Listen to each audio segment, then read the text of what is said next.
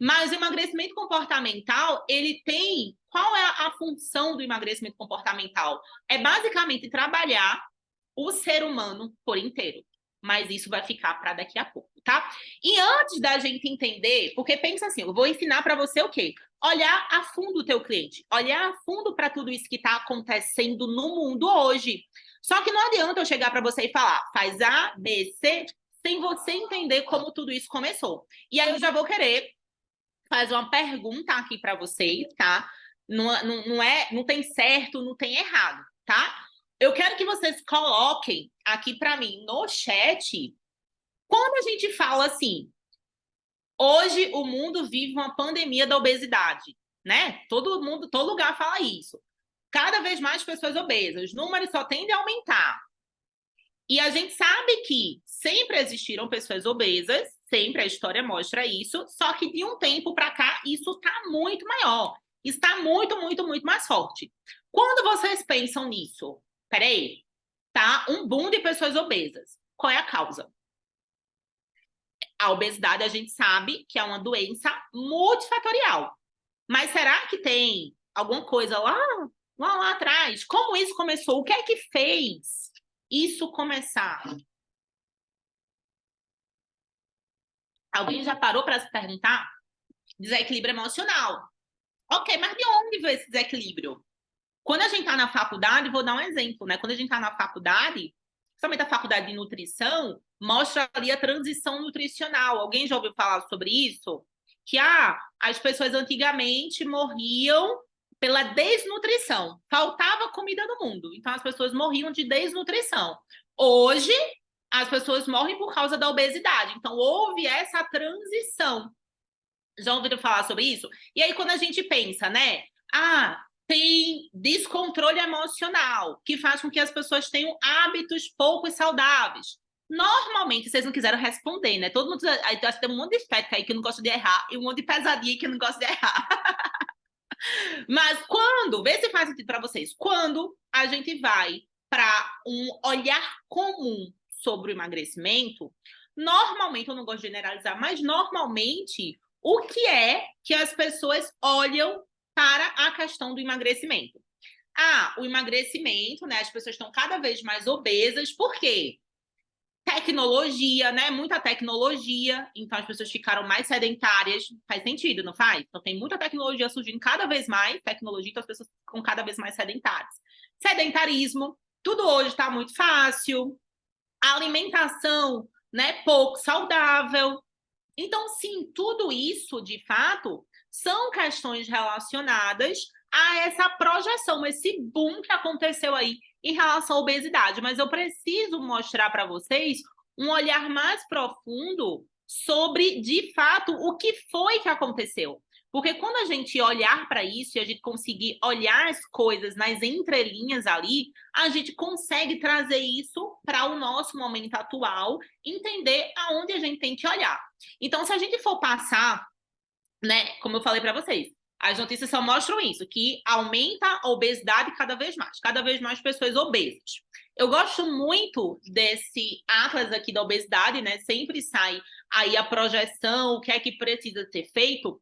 E o atlas do ano passado mostrou que em 2030 a projeção é de 1 bilhão de pessoas com obesidade no mundo. Isso é muita gente. Isso é muita gente. Por isso que eu falo, como é que a gente vai concorrer? Me fala, 1 bilhão de pessoas. Não tem como, gente, tem que ter concorrência. Não tem como. Porque é muita gente precisando da nossa ajuda. Muita gente. Só que, para que isso possa ser solucionado, a gente tem que olhar para isso aqui. Estima-se que 60% das pessoas com obesidade sejam cometidas por transtornos psicológicos e psiquiátricos, sendo os mais comuns a depressão, a ansiedade e a compulsão alimentar. Guarda isso, tá? Guarda isso. Porque aqui o que é que ele fala? A pessoa que tem obesidade também tem esses outros transtornos, tá? Transtornos esses que, quando não são tratados adequadamente, contribuem para o ganho de peso e ainda piora. Então, tem os dois, tem mais de um ali, acaba piorando cada vez mais. E a gente precisa o quê? Né? A gente precisa de cada vez mais medidas criativas e ousadas para que, de fato, em 2030, essa projeção não aconteça. E é isso que move o meu trabalho hoje. Levar um conhecimento diferenciado para os profissionais terem esse olhar e a gente conseguir fazer a nossa parte. Porque, às vezes, a gente não vai conseguir mudar 1 bilhão de pessoas.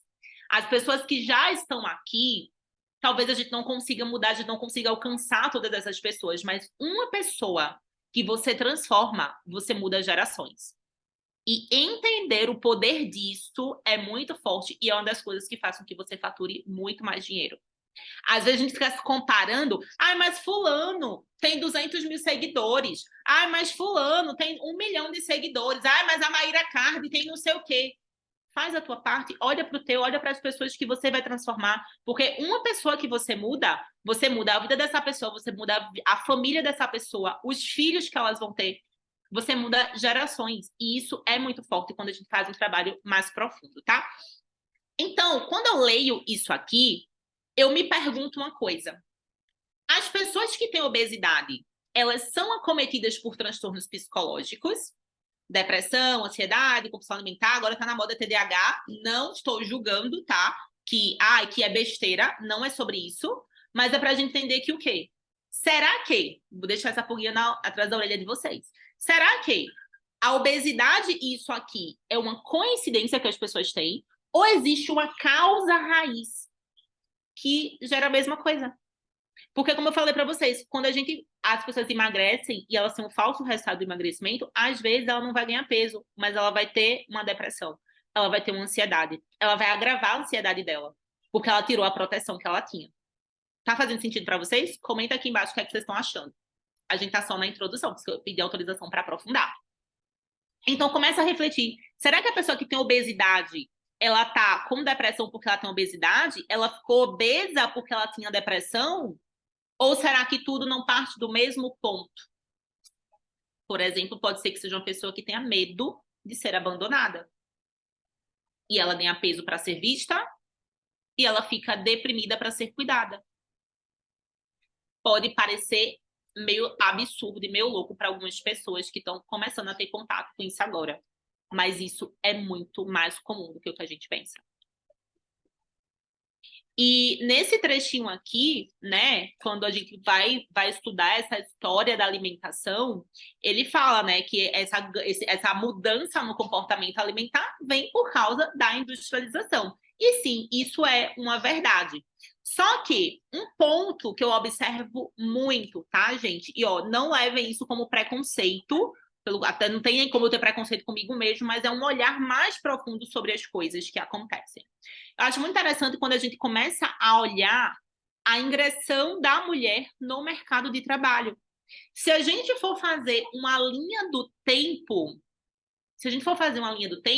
a gente começa a ver todas as revoluções que aconteceram e a gente vem na Revolução Industrial e a gente começa a ver que quando realmente, né, a terceira revolução industrial começou a acontecer, as pessoas saíram ali do campo, né, do processo rural, começaram a vir para as cidades, aconteceu a questão das guerras, né, Primeira e Segunda Guerra Mundial. As mulheres, elas precisaram vir para o mercado de trabalho. Não era porque elas eram empoderadas, elas queriam sair de casa. Não, elas precisaram porque muitos homens morreram naquela situação.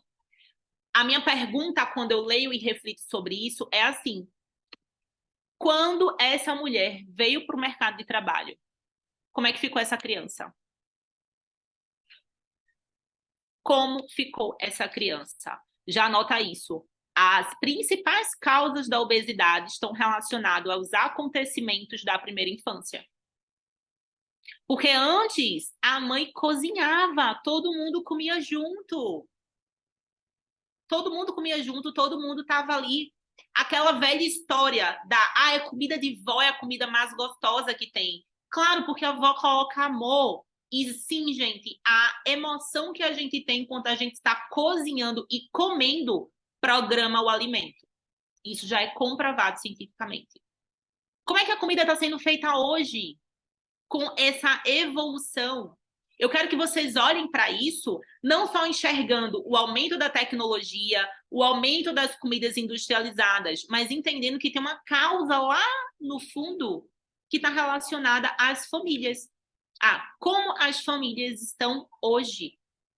Quem é que come mais na mesa? Quem é que come mais junto? Percebe? Então, os adultos que a gente atende hoje, que tem essa dificuldade de emagrecer, a gente tem que entender o que aconteceu com eles quando eles eram crianças. Porque eles passaram por esse processo.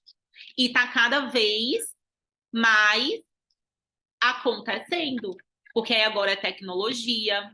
Agora, olha, ao mesmo tempo que a tecnologia aproxima, ela afasta. A gente podia estar todo mundo junto, o quê? Em um evento. Inclusive, vai ter um evento em janeiro, aqui em Alphaville, tá? Tem um que é só para alunos, que é esse ano, né? Todo mundo aí já está pronto. Quem já está com roupa de ir aí pro SPD, coloca aqui para mim. Já comprou passagem. Quem não comprou, compre logo, viu? Antes que aumente o valor do lote aí. Mas já está todo mundo junto. Então, aproxima, mas também afasta. Eu não estou aqui querendo dizer, Larissa, você é contra a tecnologia. Não, não é ser contra ou é ser a favor. Nesse momento, a gente fica mais no ponto assim, aceita que dói menos. Não tem o que fazer, gente.